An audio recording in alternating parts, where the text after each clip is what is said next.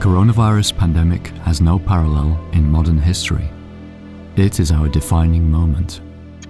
Those are the words of Klaus Schwab, head of the World Economic Forum, in COVID-19, the Great Reset. People assume we are just going back to the good old world which we had, and everything will be normal again in how we are used to normal, in the old fashion. This is, let's say, fiction. It will not happen. At the latest World Economic Forum meeting in Davos, Schwab set the tone for the conference with his glowing introduction of the opening speaker. We now welcome His Excellency Xi Jinping, President of the People's Republic of China. Xi laid out his vision of a coordinated global economy. Major economies should see the world as one community and coordinate the objectives, intensity, and pace of fiscal and monetary policies. This ideal of a united globe with a coordinated economy managed by experts captures Schwab's vision of the post-COVID world. We have to redefine our social contract. These grand proclamations, the ominous book title, and Schwab's odd personal style have led many people to speculate that the Great Reset is part of a conspiracy of global financial elites and politicians to depopulate the planet so they can more easily institute one world government, or even that COVID was engineered to that end. Remember, the stated goal by these people, billionaire transhumanist elites, the globalists that all get together every year, is depopulation of the planet, a transhumanist revolution to make people chronically sick, that results in the death of the vast majority of the world population, and out of that cataclysm, a new super race. I don't buy it. Imagine the amount of coordination and airtight secrecy needed for these kinds of far-reaching conspiracies of global domination to succeed. They'd be exposed and fall apart, especially in the age of the internet. Instead of spinning our wheels searching for a secret agenda, let's just look at the one that's right out in the open. I think we are moving from short-term to long-term, from shareholder capitalism to stakeholder capitalism. What China, the World Economic Forum, and Massachusetts Senator Elizabeth Warren have in common is that they favor so-called stakeholder capitalism, which is a euphemism for making companies answer first to special interests. They want to reorganize corporate boards to include representatives from labor, environmental, and social justice groups. Warren proposed a bill to require 40% of large corporate board seats be elected by workers. In China, the state simply owns or controls a majority stake in most of the country's largest firms. The World Economic Forum and many state leaders believe global coordination and global governance is essential to manage global problems, climate change, international financial instability, and future pandemics. A crucial flaw in Schwab's Great Reset is that it puts too much faith in the ability of governments to re-engineer society in a way that better serves the needs and desires of all citizens. He wants a rethinking of capitalism that escapes the tyranny of GDP growth, so that companies create goods and services for the common good, instead of maximizing profits.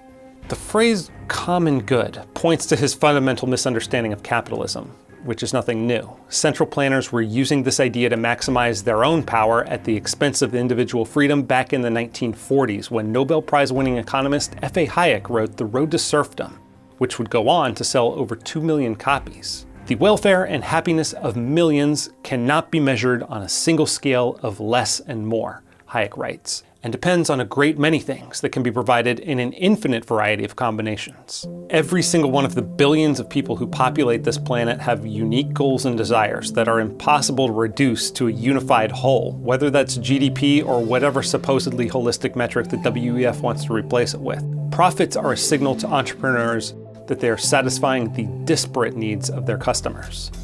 One of the great lessons of the past 5 centuries in Europe and America is this: acute crises contribute to boosting the power of the state.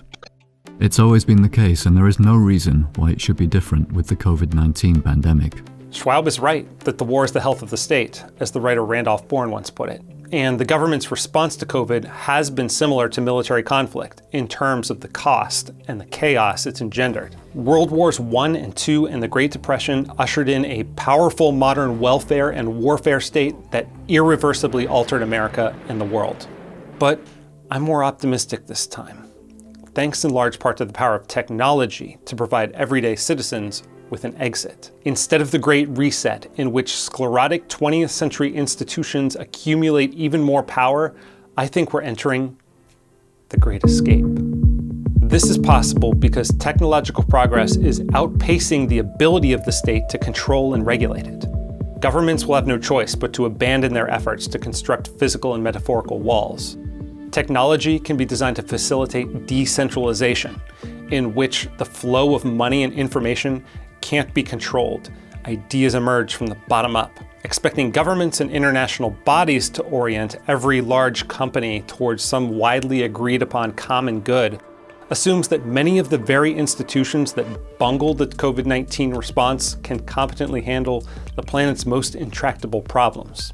My hope is that after witnessing the colossal failure of governments in the face of a global crisis, many more people will be looking for a different approach. There's evidence everywhere of the Great Escape. The US population shift away from expensive, restrictive, and poorly governed states and cities, spurred on by the rise of remote work, the exodus from government-run schools, the growing use of cryptocurrency, the popularity of encrypted private communication platforms, and the expanding reach of independent voices in our increasingly decentralized media. Hayek called central planning the fatal conceit, writing that the curious task of economics is to demonstrate to men how little they really know about what they imagine they can design. And Schwab even touches on this idea, writing that complexity creates limits to our knowledge and understanding of things. It might thus be that today's increasing complexity literally overwhelms the capabilities of politicians in particular and decision makers in general to make well-informed decisions. He dubs this quantum politics, but never quite explains how policymakers will realistically overcome this dilemma. Maybe there's record low trust in our institutions because the people running them are attempting the impossible, planning the future for billions of people. Humiliating to pride as it may be, Hayek wrote in The Constitution of Liberty, advancements of civilization are often happy accidents, and policymakers could and should be more focused on securing the freedom that allows such decentralized experimentation and accidental progress to occur.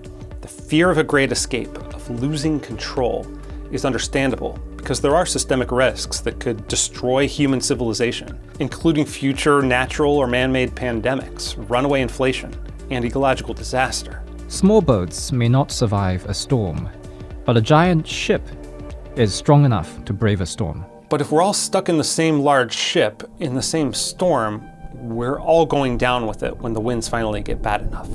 Concentrated power itself presents an existential risk. A bad intervention applied to economies of the entire world at once can bring down the entire system.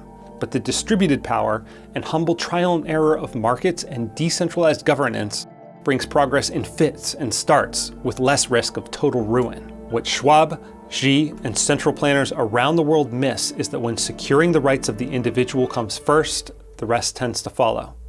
The Great Escape from the 20th century is underway, and there might be nothing they can do to stop it. The question is, do they make getting there easy, or does it happen the hard way?